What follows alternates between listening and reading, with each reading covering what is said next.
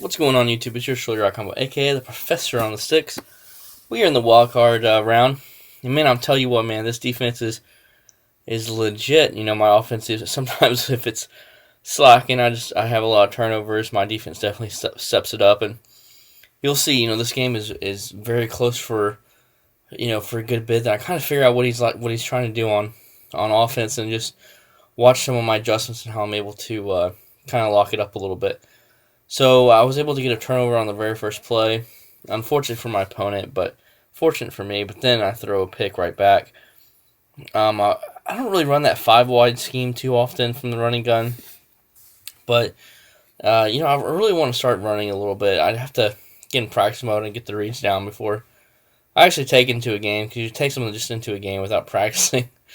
You don't know exactly how everybody reacts to some of the different like zone Ds. You don't know when exactly something's going to be open and when that window closes. And so my window closed on that slant out pretty quickly. So, just got to be aware of that. And right here, back on offense, down 7-0. Bo Jackson. I want to make sure I don't say Walter Payton. Bo Jackson with the triple option takes it to about like the 20-yard line or something like that. Then I do the PA end around and was able to get a touchdown. And this play right here, I have this play in the running gun. Excuse me, I have that play in the running gun, and it was deadly. Look at this. He threw it a little too early there, but it killed me all game long. So then I went to the game, to a couple games after this, and tried it and did a couple, put a little my touch on it. That comeback route isn't as good as I thought it was. Maybe it was just against my defense. It was pretty effective, so I don't know. It wasn't anything special, which is unfortunate because I was like, man, this play is so money, and it's in my playbook, and then it turned out not to be good. Look at my O lineman just going down the field, picking up the fumble, and putting in max effort to make sure we get the ball, and we're able to get a touchdown out of it at the end of the day. So now I'm up 14-7. Hits me with a nice little slant. Looks like he's running slants again. And I wasn't, if he does it once, that's no big deal. But if he does it twice, then I'm going to adjust. And so then he tried to do it a third time. I made the proper adjustment, and as you can see, he just had to scramble out of the pocket. He was able to get 5 yards, and he's scrambling again. I'll let you scramble a couple times, but then after a few times, I'm definitely going to be, putting the contains out there, making sure that you're not able to get to the outside like I did right there. And so this guy's going to the well just one too many times. So now I know he likes it to. Look at this. This is that comeback play from, I think it was, I forget off the top of my head, single back ace, I believe.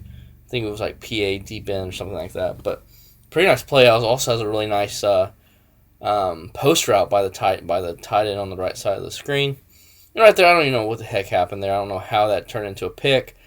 Essentially, I was just trying to get a touchdown real quick. As you can tell, the half is coming to a close. Right here, he's just essentially doing the same thing. So we trade picks back and forth. So we're going to go into halftime tied up 14-14. Luckily, I get the ball back. So I definitely need to clamp down on defense and keep up plays like this on offense with Demaryius Thomas. For some reason, I don't like spec catching it with him as much as I do some of the other receivers. Same thing with ranked as well. Whenever I would use Denver, for whatever reason, that Thomas, I don't really like spec catching it with him. So, anyways, this is when I feel like I really do a good job of locking up his offense. So just check it out. I'm essentially going into max coverage defense, but it's just not. You can't just, people think, oh, max coverage, you just drop an 8 and that's it. No, you're doing certain things like your double baseline to make sure your zones are spread out. You're manning up for example, like if someone's always running a drag from like the left to the right, have one of your right outside right of screen linebacker man him up, and so that's a really good adjustment to take away that drag route coming across. Don't man him up on the same side, man him up across the field. So when he starts coming across, that man will pick him up. So just a little inside, there's a couple things you can do to really make your coverage defense hell, and that's exactly what I did to this guy. I was able to box him up, put him in UPS box. I'm not going to make him suffer. I'll put him in overnight delivery and let my opponent quit out. So anyway, then you mix in enough coverage defense on 4th and 29. you can just blitz like hell, because there's no way in heck I'm going to let any receiver run a 29-yard route on 4th and 29. I'm going to blitz like crazy. So I hope you took a couple tidbits from what I said, how I like to play on defense, and take away a couple of different things, because those are some very useful tips I just said. So definitely take advantage of that. There's definitely a new a rhyme and reason behind everything you do whenever, especially if you're running coverage defense. I mean, you have to.